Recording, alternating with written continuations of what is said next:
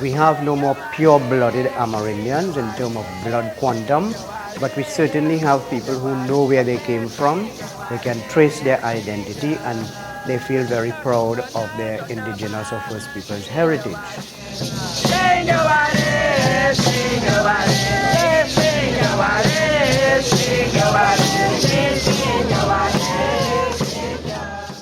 For the past few years, we have been lobbying that the curriculum should include more of the First Peoples, because in the past there were just a little bit of it and not a very accurate portrayal of the First Peoples. And our calls for that, have been heard with past and present governments, listening to our call and including it in the curriculum. When we had that event for the students at the National Center in Couva, the teachers, they were so happy to know that we could have put on such an event, because they said it is in the curriculum and we have to study First People. So they were happy for that kind of exposure. Those are names that were given by the colonizers, Caribs and Arawaks. They are colonizers' names, and it is not the right name for the nations.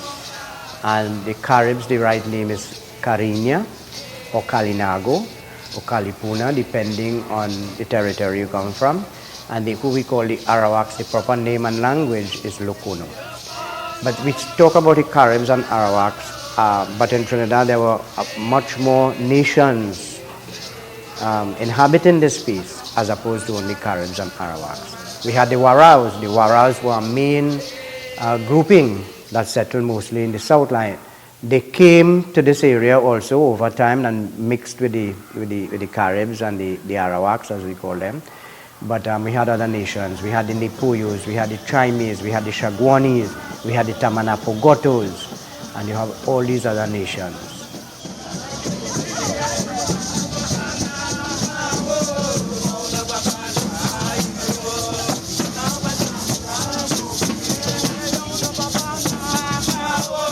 Where the First Peoples retain their special and unique identity is first and foremost in the Santa Rosa Festival. The Santa Rosa Festival is a festival of the Catholic Church. The mission of Arima was dedicated to Santa Rosa, the first saint of the New World.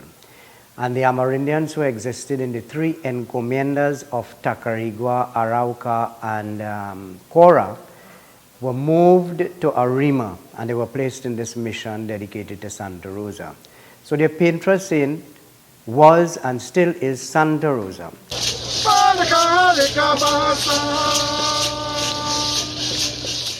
In requesting a day of recognition, we had to choose a day with some significance. You just couldn't ask for a day and choose any day.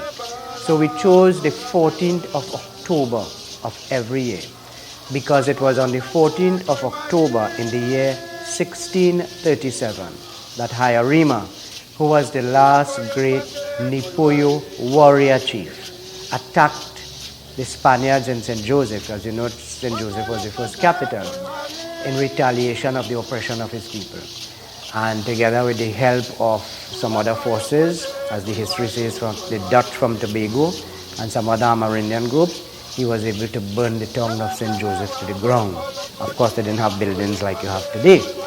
But that was short-lived, because, the Spaniards came back with more higher power and advanced weapons and so on, and eventually he was captured.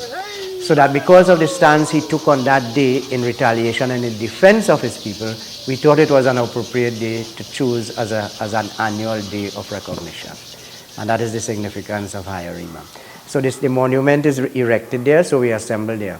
We are not doing it in worship of the monument, but because of the significance of the day we assemble in that area.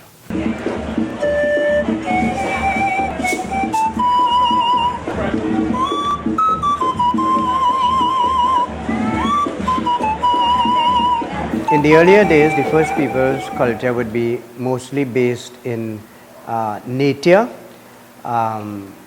agriculture people, They made their living off the land, agriculture, different crops, farming and so on, fishing. And they made their utensils out of the material they would find in the forest, out of the clay by the rivers and so. And they made everything they needed for their survival out of nature. Nature provided everything. Nature, the forest was their grocery.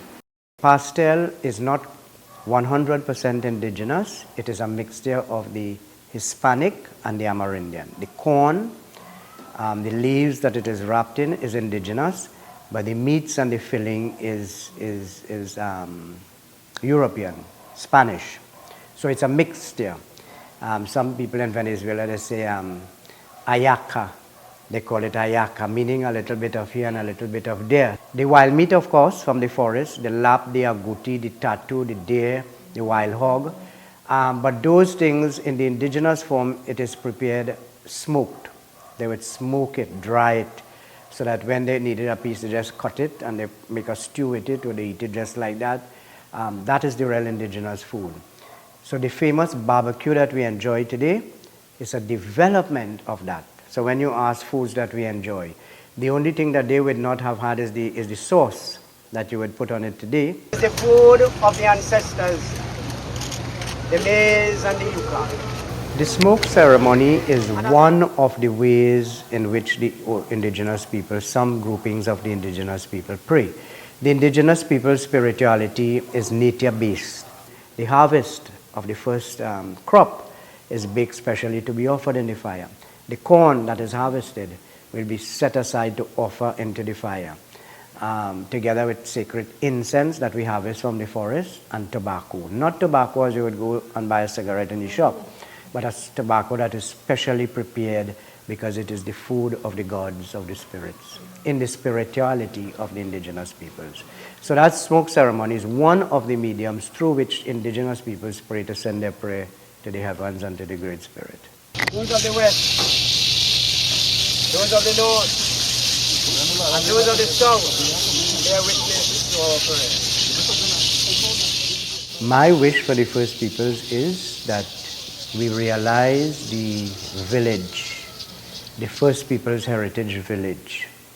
We have been returned 25 acres of land from 1,320 that we had originally in the mission that were taken away under the British government. We lost all, and we have now been returned a 25-acre parcel.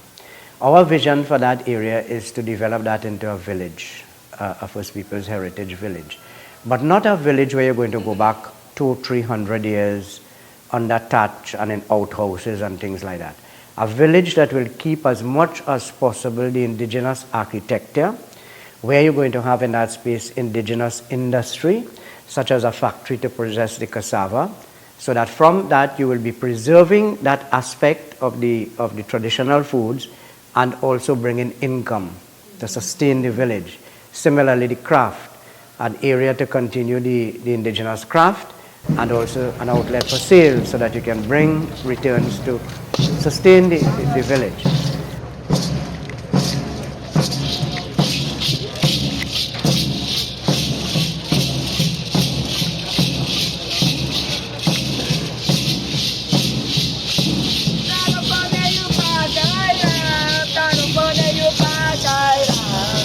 Bye.